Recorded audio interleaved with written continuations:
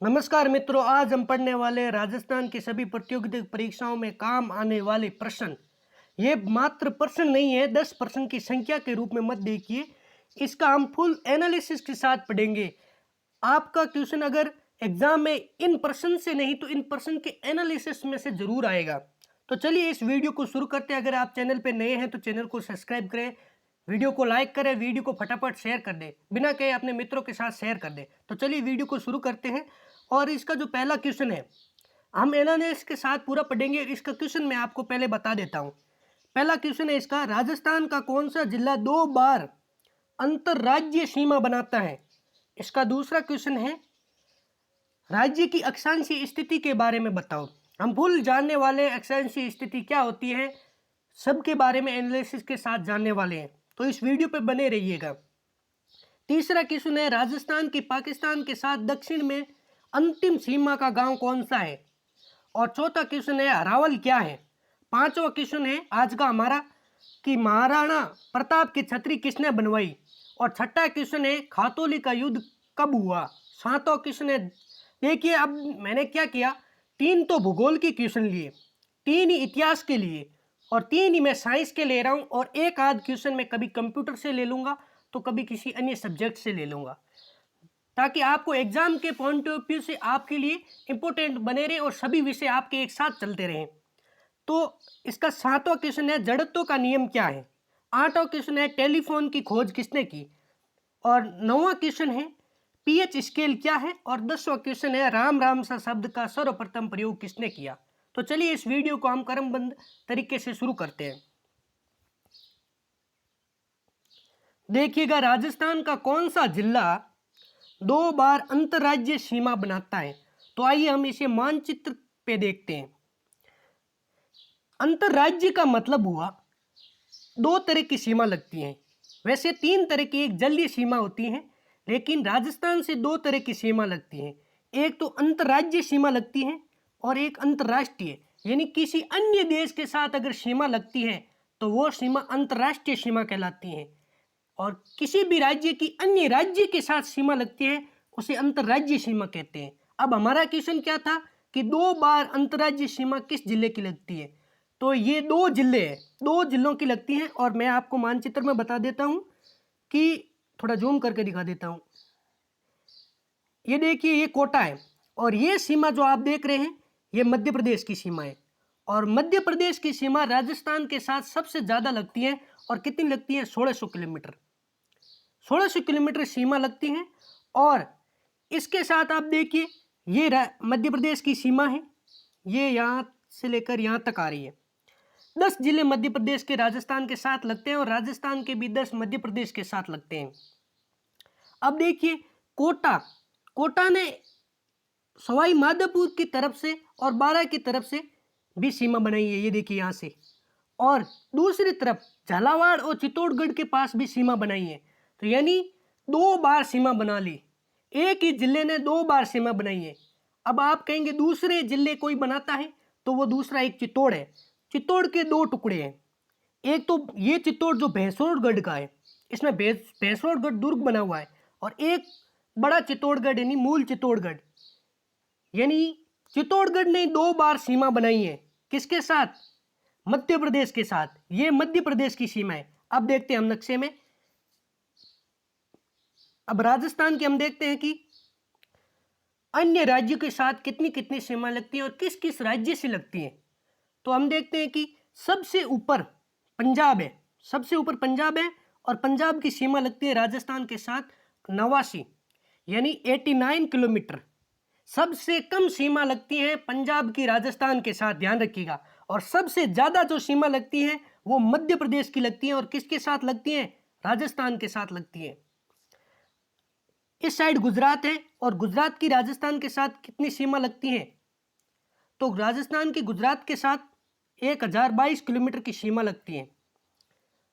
अब यहां पर पंजाब है, पंजाब से नीचे सटा हुआ हरियाणा है, और हरियाणा की राजस्थान के साथ सीमा कितनी लगती है? तो 1262 किलोमीटर सीमा लगती है। हरियाणा के नीचे सटा हुआ क्या है?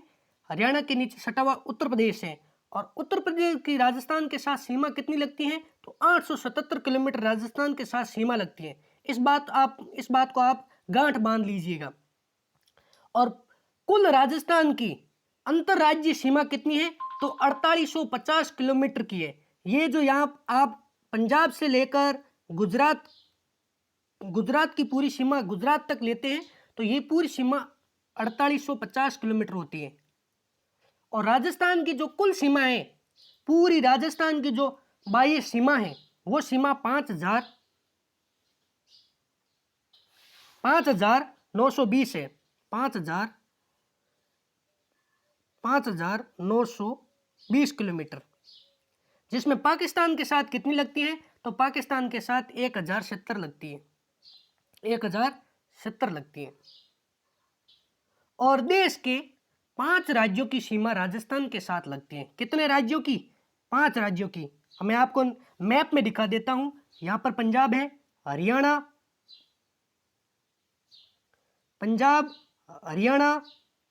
उत्तर प्रदेश, मध्य प्रदेश और गुजरात। कितने राज्य हुए? 5 राज्य, यानी देश के 5 राज्य अंतर्राज्यीय सीमा बनाते हैं राजस्थान के साथ। तो चलिए नेक्स्ट क्वेश्चन पे चलते हैं। हमारा नेक्स्ट क्वेश्चन क्या है कि राजस्थान की अक्षांशीय स्थिति के बारे में बताओ। तो राजस्थान की अक्षांशीय स्थिति 23 डिग्री 03 सही से 23 डिग्री 03 उत्तरी अक्षांश से 30 डिग्री 12 सही उत्तरी अक्षांश, यानी राजस्थान के जो अक्षांशीय विस्तार है वो अक्षांशीय विस्तार टोटल कितना हुआ? 7 डिग्री और 9 सही। 7 डिग्री और 9 सही राजस्थान का अक्षांशीय विस्तार है। आप वीडियो को पॉज करके इन डेटा को याद कर लीजिए या फिर रिपीट कर लीजिए इस वीडियो को और देख लीजिए कि ये डेटा क्या है। फिर हम इसके बारे में फुल तरह जानेंगे कि आज आपका डाउट पूरी तरह निकल जाएगा। अक्षांश क्या है और देशांतर क्या है, किस तरह से इनको बनाया गया है, कैसे डिग्री पर बांटा गया है पृथ्वी को, ग्लोब को किस तरह से बांटा गया है। तो हम इस वीडियो में हम पूरा देखने वाले हैं। तो देखते हैं कि मान लीजिए आप एक बार इस नक्शे पे ना जाएं, मैं आपको बता देता हूं कि ये पृथ्वी है। मान लीजिए कि ये पृथ्वी है और पृथ्वी एक गोला है। ध्यान से सुनिएगा, पृथ्वी एक क्या है? गोला है। और इस गोले को अगर मैं बीचों बीच में से काट दूं, यानी इसके बीच में से, पृथ्वी का पर्यायवाची शब्द क्या है? भू, धरा, भूमि। तो पृथ्वी को क्या कहते हैं? भू। और भू के मध्य से अगर मैं कोई रेखा खींच दूं तो वो क्या होगी? भूमध्य। अगर मैं किस भूमि के मध्य से, यानी पृथ्वी के मध्य से कोई रेखा खींचूं तो वो कौन सी रेखा होगी? भूमध्य रेखा। और भूमध्य रेखा कितनी डिग्री पर है? 0 डिग्री पर है। अब मैंने आपको क्या बोला? मैंने बोला कि पृथ्वी एक गोला है। अगर मैं पृथ्वी को बीच में से काट दूं तो ये गोला ऊपर रह जाएगा और ये गोला नीचे रह जाएगा। तो मैं इसको क्या कह सकता हूं? जो ऊपर की तरफ रह गया वो उत्तरी गोलार्ध, यानी ऊपर की उत्तर की ओर है। अब देखिए, नक्शे को पढ़ने का तरीका ये होता है कि हमेशा आपके मुंह की सीधी तरफ, मैं नक्शे की बात कर रहा हूं, रियल में नहीं कर रहा हूं। रियल में आपको अगर पूछ लिया जाए कि उत्तर दिशा किस तरफ है तो उत्तर दिशा आप जिस तरफ होगी उसी तरफ बताना। लेकिन मैं नक्शे में बात कर रहा हूं, मानचित्र में बात कर रहा हूं कि मानचित्र में पढ़ने का तरीका यह है, नक्शे में दिशाओं का ज्ञान करने का तरीका यह है कि जिस तरफ आपका मुंह है उस तरफ हमेशा ही उत्तर होता है और उत्तर हमेशा ही प्रधान होता है, यानी उत्तर सबसे बड़ी दिशा होती है और उत्तर के हमेशा ही विपरीत में होती है दक्षिण। अब कईयों को यह कंफ्यूजन हो जाता है कि पूर्व किस तरफ होगा और पश्चिम किस तरफ होगा। रीजनिंग में जब भी क्वेश्चन पूछे जाते हैं तो कई मेरे मित्र पूर्व को पश्चिम बना देते हैं और पश्चिम को पूर्व बना देते हैं। तो उसमें कंफ्यूज होने की कोई जरूरत नहीं है। सीधी सी बात है कि आपका जिस तरफ राइट हैंड हो उस तरफ, उस दिशा को हमेशा ही पूर्व माना जाता है, राइट हैंड की तरफ। और जिस तरफ आपका लेफ्ट हैंड हो उसे हमेशा ही पश्चिम माना जाता है, वो पश्चिम की तरफ होगा। आप अगर ऐसे भी याद नहीं कर सकते तो इसे सिंपल सा याद कर लीजिए, पप्पू, प और पू। पप्पू, प यानी पश्चिम और पू यानी पूर्व। आप पप्पू लिखेंगे तो इस तरह से आएगा पप्पू, यानी यहाँ पर जिस तरफ से ये दिशा बताई गई है कि पहले पश्चिम फिर पूर्व, तो आपके लेफ्ट हैंड की तरफ पश्चिम हो गया और राइट हैंड की तरफ पूर्व हो गया। अब मैंने आपको क्या कहा कि पृथ्वी एक गोला है और गोले को अगर बीच में से काट दिया जाए, जो ऊपर की ओर बच गया वो उत्तरी गोलार्ध, यानी उत्तर की ओर बच गया वो उत्तरी गोलार्ध इस तरफ का, और जो दक्षिण की ओर बच गया वो दक्षिणी गोलार्ध। तो आपने हमेशा ही पढ़ा होगा उत्तरी गोलार्ध और दक्षिणी गोलार्ध। अब पूर्वी गोलार्ध और पश्चिमी गोलार्ध क्या है वो भी बता देता हूं।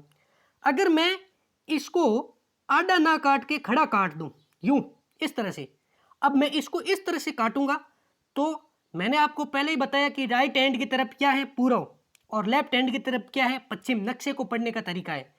तो पश्चिम की तरफ तो क्या हुआ पश्चिमी गोलार्ध और पूर्व की तरफ क्या होगा पूर्वी गोलार्ध। अब अक्षांश और देशांतर क्या है, तो इस तरह से देखिए ये पृथ्वी है और पृथ्वी को अगर मैं बीच में से काटूं तो ये भूमध्य रेखा होगी और ये अक्षांश रेखा है। अब कहेंगे आप कहेंगे इसकी परिभाषा किस तरह से होगी कि अक्षांश, तो वे काल्पनिक रेखाएं जो हमेशा पूर्व से पश्चिम की तरफ हो। अब देखिए आप पूर्व कह सकते हैं या पश्चिम, या पूर्व पश्चिम से पूर्व कह सकते हैं या पूर्व से पश्चिम कह सकते हैं, उसमें कोई डिफेंड नहीं पड़ने वाला अभी, लेकिन मैं आपको बताऊंगा कहां पे डिफेंड पड़ने वाला है इसका। आप कह सकते हैं वे काल्पनिक रेखाएं, काल्पनिक जरूर याद रखिएगा।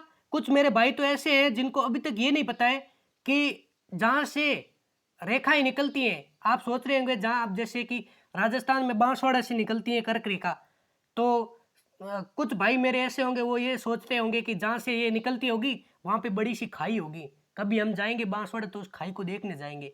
यह गलत बात है, ऐसी कोई तरह की खाई नहीं है, सिर्फ ग्लोब में काल्पनिक तरीके से ये रेखाएं मानी गई है। क्यों मानी गई इसके पीछे भी कारण है। देखिए कि हमारा अब देखिए कि टाइम जोन क्या है और पाकिस्तान के टाइम जोन में आधे घंटे का फर्क है। वो किस वजह से फर्क है, तो वो देशांतर की वजह से फर्क है। हर देशांतर में आधे घंटे का इस तरह से गैप दे रखा है, उसमें टाइम जोन को सुधारने के लिए ये इन सभी का प्रयोग किया जाता है। अब देखिएगा थोड़ा मैप पे चले जाते हैं। अब देखिए ये तो है भूमध्य रेखा, ये कर्क रेखा किस तरह से बनी है, मकर किस तरह, ये भी मैं बताऊंगा किस तरह से इसको माना गया है, लेकिन मैं आपको सिंपल सा बता देता हूं। अब देखिए ये है भूमध्य रेखा और जो ऊपर से सीधी पृथ्वी को, अब मैंने आपको आड़ी तरह से काटना बताया था कि पूर्व का गोलार्ध और पश्चिम का गोलार्ध, इस तरह से आपको बताया था। ये हो गई 0 डिग्री देशांतर। अब भारत की स्थिति देखिए आप, ये भूमध्य रेखा है और ये 0 डिग्री देशांतर है। अब आप देखेंगे कि भूमध्य में भारत की स्थिति, यहां पे ये भारत है, ये रहा भूमध्य में भारत की स्थिति ऊपर की ओर है, यानी उत्तरी गोलार्ध में। जब भी आप अक्षांश पढ़ते हैं तो क्या पढ़ते हैं, अब उत्तरी अक्षांश दोनों, और जब आप देशांतर पढ़ते हैं तो हमेशा पूर्व की तरफ पढ़ते हैं। क्यों पढ़ते हैं, क्योंकि ये 0 डिग्री देशांतर है। अब इस पे कोई दिशा नहीं है, ना तो ये पूर्व में है ना ये पश्चिम में है, लेकिन इस 0 डिग्री से आप इस तरफ जाएंगे, यानी भारत की स्थिति तो ये है, आप इस तरफ जाएंगे तो क्या होगा, पूर्व है, इस तरफ पूर्व दिशा है, ये पश्चिम दिशा है। मैं आपको पहले ही बता चुका हूं नक्शे में किस तरह से पढ़ा जाता है, तो ये पूर्व दिशा है। अब आप जब भी पढ़ेंगे तो क्या पढ़ेंगे कि पूर्वी देशांतर। अब राजस्थान की आप अक्षांश स्थिति पढ़ेंगे तो उत्तरी अक्षांश पढ़ेंगे, और अगर देशांतर पढ़ेंगे तो देशांतर पढ़ेंगे। अब आप कहेंगे कि ये 23.5 डिग्री क्यों बनाया गया, तो 23.5 डिग्री आप देखो कैसे बनाया गया, मैं आपको बताता हूं। आपके ज्योमेट्री बॉक्स में बचपन में हमेशा ही आपने इस तरह का मतलब चंद्राकार आपने देखा होगा, हमें से एक आधा गोले की तरह, जिसे आप क्या कहते थे, हम तो उसे चंदा कहा करते थे, आप क्या कहते हैं वो मुझे पता नहीं है, आप समझ लीजिएगा। अब उसमें हम देखते हैं कि ये 90 डिग्री का कोण है, इस तरह से मैं आपको बता देता हूँ, यहाँ बता देता हूँ कि इस तरह से चंदा हुआ करता था, और इसमें बीचों बीच 90 डिग्री का कोण, और इस तरफ से 10, 20, 30 इस तरह से डिग्री हुआ करती थी और 90 तक हुआ करती थी, और इस तरफ से भी 10, 20, 30, 90 तक हुआ करती थी। तो इस चंदे को अगर आप 0 डिग्री अक्षांश पे रख के देखोगे तो ये 90 डिग्री का बन गया। ये कोण जो आप देख रहे हैं ये 90 डिग्री का बन गया, और ये पैरेलल हो गया 180 डिग्री का। अब यहां से कोण काटा गया समझ लो, तो यहां तक आते हुए 23.5 डिग्री हो गया, और इस तरफ से आते हुए भी 23.5 डिग्री हो गया। तो ये पूरा 23.5 डिग्री। इस तरह से अब नीचे से काट के देख लीजिए, इस तरह से चंदे को उल्टा रख के देख लीजिए। उल्टा रखेंगे कि इस तरह से चंदा बनाया आपने, और इस तरफ से भी 23 डिग्री, इस तरफ से भी 23 डिग्री। अब यहाँ 23 डिग्री क्यों लिया गया है? तो पृथ्वी का झुकाव कितना है? 23 डिग्री है। कई वर्षों पहले पृथ्वी का झुकाव कितना था? तो पृथ्वी का झुकाव 21 डिग्री था, लेकिन अब 23.5 डिग्री है। कुछ कई करोड़ वर्ष बाद में इसका जो झुकाव होगा वो 30 डिग्री हो जाएगा। अब इसका कारण क्या है? इसका कारण है कि पृथ्वी पर कई तरह के अपशिष्ट आके गिरते हैं, जो कि बाहर के पत्थर होते हैं, ब्रह्मांड के पत्थर होते हैं। वो हमारा अभी टॉपिक नहीं है, उसके बारे में हम अभी नहीं जानेंगे। तो हमने अक्षांश के बारे में देख लिया। देशांतर जो इस तरह से रेखा बनाई गई, खड़ी तरीके से काटा गया पृथ्वी को, तो 0 डिग्री देशांतर हो गया। पूर्व की तरफ चलेंगे तो अब भारत की स्थिति पूर्व की तरफ है, राजस्थान की स्थिति पूर्व की तरफ है, तो हमेशा हमको देखने को मिलेगा कि पूर्वी देशांतर। अगर हम पश्चिम की ओर चलेंगे तो पश्चिम के जो देश हैं उनको हमेशा अपने देशांतर में मिलेगा पश्चिमी देशांतर, इस तरह से। तो राजस्थान की अक्षांशीय स्थिति क्या है? तो राजस्थान की अक्षांशीय स्थिति 23 डिग्री 03 सही उत्तरी अक्षांश से 30 डिग्री 12 सही उत्तरी अक्षांश में, यानी 7 डिग्री और 9 सही का विस्तार है। तो चलिए नेक्स्ट क्वेश्चन पे चलते हैं।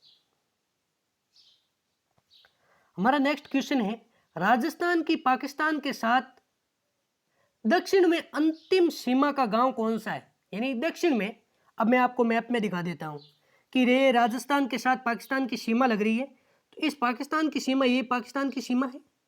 इस पाकिस्तान की सीमा में अब नक्शे को पढ़ने का मैंने तरीका आपको पिछले क्वेश्चन में बताया था, किस तरह से पढ़ते हैं। जिस तरफ से आपका मुंह हो उस तरफ हमेशा ही उत्तर होता है, और उत्तर के विपरीत हमेशा ही दक्षिण है। इस बात को आप गांठ बांध लीजिए कि उत्तर के विपरीत हमेशा ही दक्षिण है, और आपके राइट हैंड साइड हमेशा ही पूर्व, आपके राइट हैंड साइड पूर्व और लेफ्ट हैंड साइड पश्चिम होता है। इस बात को आप गांठ बांध लीजिएगा। अगर आप इस तरह से नक्शा नहीं पढ़ना जानते, अगर आपको नक्शे के बारे में नहीं पता है, दिशाओं के बारे में ज्ञान नहीं हो पा रहा है, तो आप कुछ नहीं कर पाएंगे। आपको फिर आप किसी भी एग्जाम में सिलेक्शन की उम्मीद छोड़ दो। सिलेक्शन की उम्मीद कहाँ से होगी अगर आप दिशाओं का ज्ञान भी नहीं कर पा रहे हैं। अब देखिए कि जो राजस्थान की अंतरराष्ट्रीय सीमा है वो कितनी लगती है? 1070, और पाकिस्तान के साथ लगती हैं। और पाकिस्तान की यहाँ गंगानगर से लेते हुए गंगानगर, बीकानेर, जैसलमेर और बाड़मेर 4 जिलों के साथ लगती हैं। उत्तर में गंगानगर है और दक्षिण में बाड़मेर है। तो हमारा क्वेश्चन क्या था कि दक्षिण में अंतिम गांव कौन सा है सीमा का? तो अंतिम गांव है बामणों की ढाणी, बखासर। बामणों की ढाणी, बखासर, ये अंतिम गांव है पाकिस्तान की सीमा के साथ लगने वाला राजस्थान का। इसकी जो तहसील है वो तहसील क्या है? शाहगढ़ है। शाहगढ़ तहसील है, बखासर गांव है। इस बात को आप ध्यान रखिएगा। अब मैं आपको बता दूं कि किन किन जिलों की कितनी कितनी सीमा पाकिस्तान के साथ लगती है। तो इसको भी आप याद कर लीजिएगा। ये भी एग्जाम में कई बार पूछ लिया जाता है कि किस जिले की पाकिस्तान के साथ कितनी सीमा लगती है। तो मैं आपको गंगानगर की सीमा बता दूं तो गंगानगर की सीमा 210 लगती है। 210 किलोमीटर लगती है पाकिस्तान के साथ गंगानगर की सीमा। अगर मैं आपको बीकानेर की बताऊं तो बीकानेर की 168 लगती है, 168 किलोमीटर पाकिस्तान के साथ।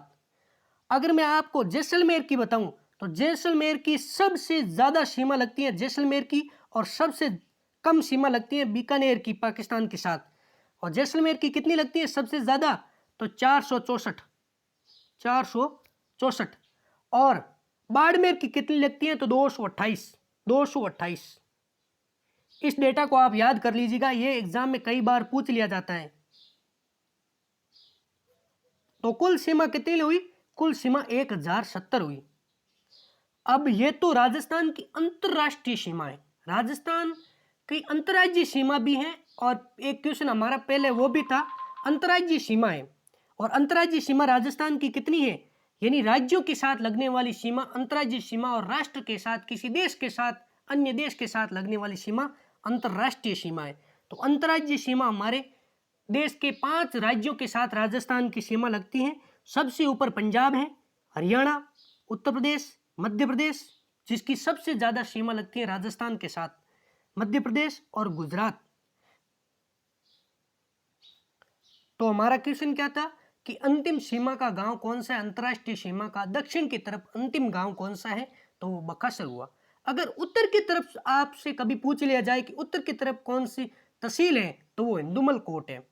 और अगर आपसे ये पूछ लिया जाए कि राजस्थान के कितने जिले पाकिस्तान के साथ सीमा लगाते हैं, तो 4 जिले, 1, 2, 3 और 4 जिले, गंगानगर, बीकानेर, जैसलमेर और बाड़मेर, ये 4 जिले पाकिस्तान के साथ सीमा लगाते हैं। तो नेक्स्ट क्वेश्चन की ओर बढ़ते हैं।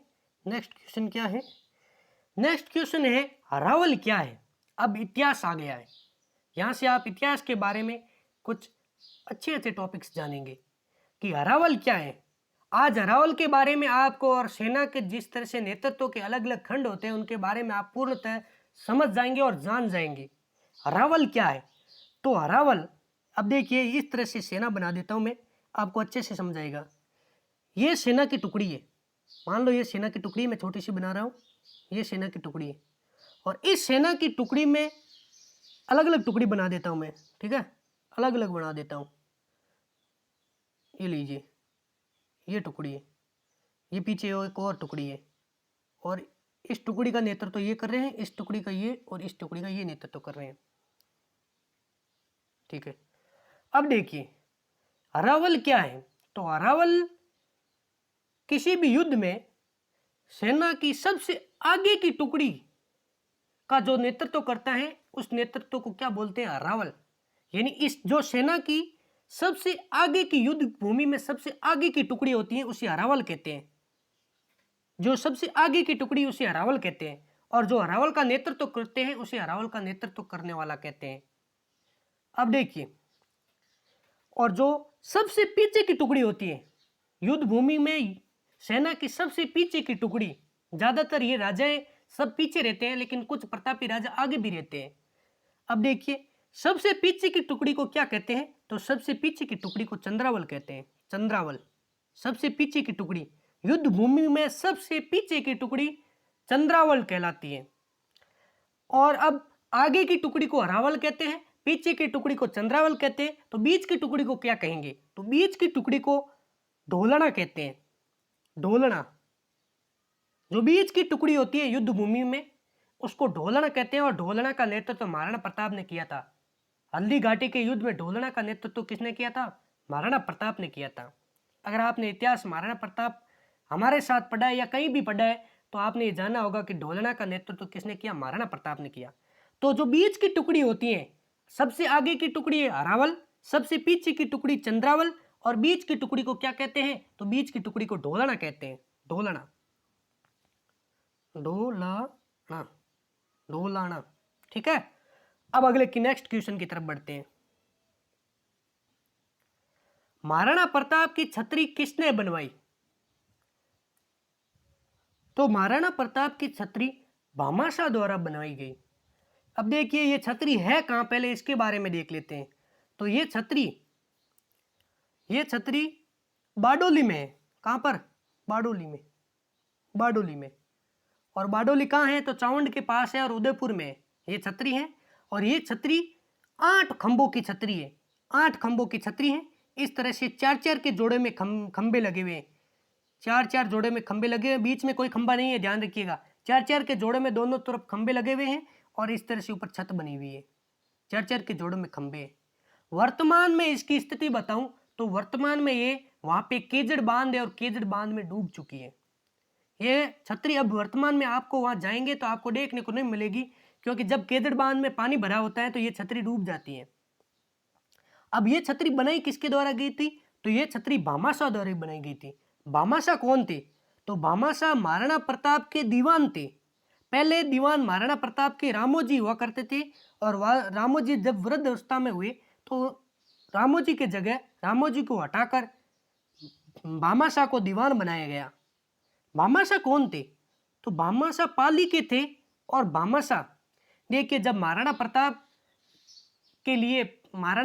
के पास सेना के संचालन के लिए पैसे नहीं थे, सेना के संचालन के लिए धन नहीं था, महाराणा प्रताप का खजाना बिल्कुल खाली हो गया था, तो भामाशाह ने अपनी सारी संपत्ति देकर महाराणा प्रताप को युद्ध के लिए और मेवाड़ की स्वतंत्रता के लिए युद्ध में उतारा, धन देकर युद्ध में उतारा। और इन्होंने इतना धन दिया कि 12,000 सैनिक 22 वर्षों तक भरपूर पेट खाना खा सकते हैं। इतना धन इनके द्वारा दिया गया, इतनी संपत्ति थी। अब देखिएगा, इसलिए भामाशाह को क्या कहा जाता है? मेवाड़ का उदारक कहा जाता है। इस फैक्ट को गांठ बांध लीजिएगा कि भामाशाह को क्या कहा जाता है? मेवाड़ का उदारक कहा जाता है। एक बात इसका भी ध्यान रखिएगा कि मेवाड़ में 2 उदारक हुए। मेवाड़ के 2 लोगों को उदारक कहा जाता है, मेवाड़ के उदारक। एक तो अमीर सिसोदिया को भी मेवाड़ का उदारक कहा जाता है, और एक भामाशाह को भी मेवाड़ का उदारक कहा जाता है। और इनको भामाशाह को क्या उपाधि मिली? तो और भामाशाह को मेवाड़ का कर्ण या मेवाड़ का दानवीर कहा जाता है। क्या कहा जाता है? मेवाड़ का कर्ण या मेवाड़ का दानवीर। तो चलिए हम नेक्स्ट क्वेश्चन की ओर बढ़ते हैं। अब है खातौली का युद्ध। हम जानेंगे कि खातौली का युद्ध किन किन के मध्य हुआ, किसके मध्य हुआ, किसके मध्य नहीं हुआ, इसमें कौन जीता कौन हारा। तो खातौली का युद्ध होता कब है? तो खातौली का युद्ध 1517 में होता है। ध्यान रखिएगा, इसकी डेट 1517 में होता है। यह युद्ध होता किस किस के मध्य है? तो ये युद्ध महाराणा सांगा, जिसकी बचपन में उनके भाई पृथ्वीराज सिसोदिया द्वारा आंख फोड़ दी गई, जो पहला घाव था उनका, महाराणा सांगा। और सामने कौन होते हैं इनके? महाराणा सांगे की।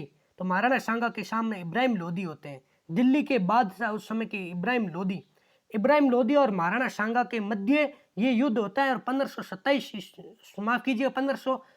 ईस्वी में होता है। 1517 ईस्वी में होता है। और ये कहाँ पर हुआ? तो ये मैदान कहाँ पर है? तो ये मैदान पहले तो बूंदी रियासत में था। जब भारत स्वतंत्र नहीं हुआ उससे पहले ये बूंदी रियासत में था। लेकिन वर्तमान में कई बार ये कंफ्यूजन हो जाता है कि अब वर्तमान में कहाँ पर है। तो आप इस बात पे बिल्कुल भी कंफ्यूजन मत होइएगा कि वर्तमान में ये कोटा में है। इस बात को आप ध्यान रखिएगा, वर्तमान में कोटा में है। लेकिन भारत के स्वतंत्र होने से पहले ये कहाँ पे था? तो ये पहले बूंदी में था। अब कहाँ पर है? कोटा में। देखिएगा, इस युद्ध में महाराणा सांगा बहुत बड़ी सेना लेके जाते हैं, और इस युद्ध में महाराणा सांगा की विजय होती है। और इस युद्ध में इब्राहिम लोधी खुद युद्ध करने आया था, ऐसा कहा जाता है। अब देखिए, इस युद्ध में क्या हुआ। इस युद्ध में भोजराज जो मीरा के पति थे, भोजराज की क्या होते हैं? भोजराज घायल हो जाते हैं। और इस युद्ध में घायल होने की वजह से भोजराज की 1523 में मृत्यु हो जाती है, और हमारी मीराबाई विधवा हो जाती हैं। देखिए, अगर आपसे पूछ लिया जाए कि भोजराज की मृत्यु किस वजह से होती है, तो इस युद्ध के बारे में बता दीजिएगा। अगर आपसे ये पूछ लिया जाए कि भोजराज की मृत्यु कब हुई, तो बता दीजिएगा कि 1523 में हुई। 1523 में उसकी इस युद्ध में घाव की वजह से मृत्यु हो जाती है। और इब्राहिम लोधी के बारे में एक फैक्ट बताऊं तो इब्राहिम लोधी भारत के मध्यकालीन इतिहास का पहला सुल्तान था जो रणभूमि में मारा गया, और पानीपत के युद्ध में मारा जाता है, और बाबर से युद्ध करते हुए मारा जाता है। कब? 1526 में मारा जाता है। मध्यकालीन इतिहास का पहला सुल्तान था जो रणभूमि में मारा गया, और इसके मृत्यु के बाद में मुगलों का आगमन हो गया भारत में। तो बढ़ते हैं हमारे नेक्स्ट क्वेश्चन की तरफ। नेक्स्ट क्वेश्चन है हमारा साइंस से। नेक्स्ट क्वेश्चन है कि जड़त्व का नियम क्या है। जड़त्व का नियम समझने से पहले मैं आपको बता दूं कि ये नियम न्यूटन का नियम है, और ये न्यूटन का फर्स्ट लॉ है, और ये न्यूटन का क्या कहा जाता, क्या कह सकते हैं आप, ये न्यूटन का प्रथम नियम है। न्यूटन ने 3 नियम दिए थे, प्रथम, दूसरा और तीसरा। प्रथम, द्वितीय और तृतीय 3 नियम दिए थे, उसमें से ये न्यूटन का पहला नियम है। कौन सा है? पहला नियम है। अब देखते हैं ये नियम क्या कहता है। ये नियम कहता है कि अगर कोई वस्तु विराम अवस्था में है, अगर कोई वस्तु, ध्यान से सुनिएगा, ध्यान दीजिएगा, अगर ये आपको ये कॉन्सेप्ट समझ में आ जाता है आप कहीं नहीं अटकेंगे। इस नियम से लेकर आप कभी भी नहीं अटकेंगे। और बहुत सारे कॉन्सेप्ट एग्जाम में क्या पूछा जाता है, ये नियम नहीं पूछा जाता है, कभी कभार पूछ भी लिया जाता है, लेकिन इसके उदाहरण बहुत ज्यादा पूछे जाते हैं। उदाहरण भी बताऊंगा मैं आपको।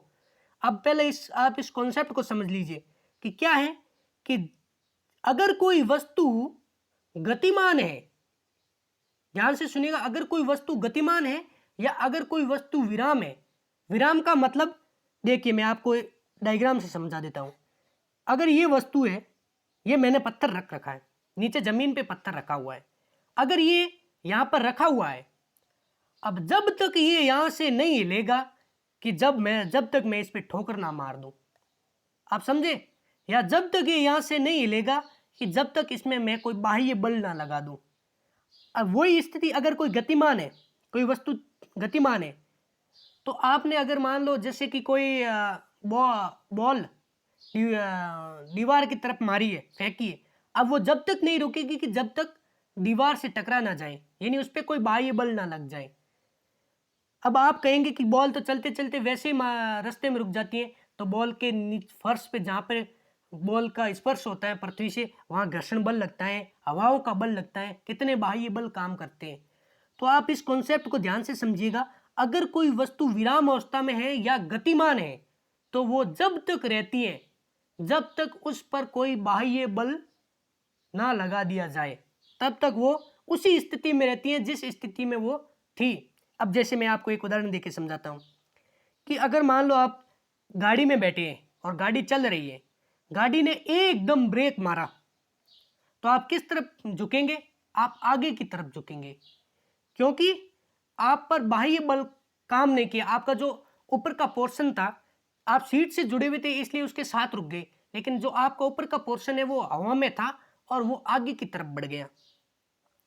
आगे की तरफ मतलब गतिमान रहा, एकदम गति को रोक नहीं पाया। अगर आप जब भी किसी को देखते हैं, अगर कोई बस से, गाड़ी से नीचे कूदता है, तो हमेशा वो आगे की तरफ थोड़ा दौड़ता है, क्योंकि अपनी गति को बैलेंस करने के लिए वो आगे की तरफ दौड़ता है कि साथ साथ में गति बनी रहे और धीरे धीरे गति कम हो, कि वो नीचे ना गिरे। इस वजह से वो हमेशा आगे की तरफ दौड़ता है। तो आपको आई होप ये कंसेप्ट क्लियर हुआ है। नहीं हुआ तो मैं आपको फिर बता देता हूं कि अगर कोई वस्तु विराम अवस्था में, यानी वो गति नहीं कर रही है, रुकी हुई है, या फिर अगर कोई वस्तु गतिमान है, यानी अगर कोई वस्तु गति कर रही है, अगर कोई वस्तु चल रही है, तो वो जब तक चलती रहेगी या जब तक रुकी रहेगी। अगर रुकी हुई वस्तु है तो रुकी रहेगी, और चलती हुई वस्तु है तो चलती रहेगी। जब तक चलती रहेगी या जब तक रुकी रहेगी कि उस पर कोई बाह्य बल, यानी बाहर से कोई दबाव, कोई धक्का कुछ दे दिया ना जाए, जब तक वो उसी स्थिति में रहेगी जिस स्थिति में पहले थी। अब आपको मेरे हिसाब से समझ में आ गया होगा, इतना भी आपका दिमाग कमजोर नहीं होगा। ये साइंस की कंसेप्ट इतने बुरे नहीं है, थोड़ा सा समझने का अंतर है। थोड़ा आप समझ लीजिए, थोड़ा सा समझते ही आपको पूरा समझ में आ जाएगा और उसे आप कभी नहीं भूलेंगे। अब मैंने आपको कहा कि उदाहरण से आएंगे। अब मैंने आपको उदाहरण भी बता दिया कि अगर आप गाड़ी में बैठे हैं, गाड़ी की अचानक ब्रेक लगे, तो आप हमेशा आगे की तरफ झुकते हैं। क्योंकि झुकते हैं? क्योंकि आपका जो ऊपर का पोर्शन है उस समय गतिमान होता है, और गाड़ी जब एकदम रुकती है तो आपके ऊपर के पोर्शन के साथ कोई बाह्य बल अचानक काम नहीं करता है, इसलिए आप हमेशा आगे की तरफ झुकते हैं। आई होप आपको ये कॉन्सेप्ट समझ में आ गया होगा। तो चलिए नेक्स्ट क्वेश्चन की तरफ चलते हैं।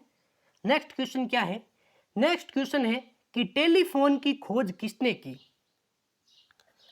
टेलीफोन की खोज ग्राहम बेल ने की। इस बात को आप ध्यान रखिएगा। आज जो आप मोबाइल यूज कर रहे हैं, उस मोबाइल, ये तो मतलब आप कह सकते हैं बहुत ज्यादा अब तो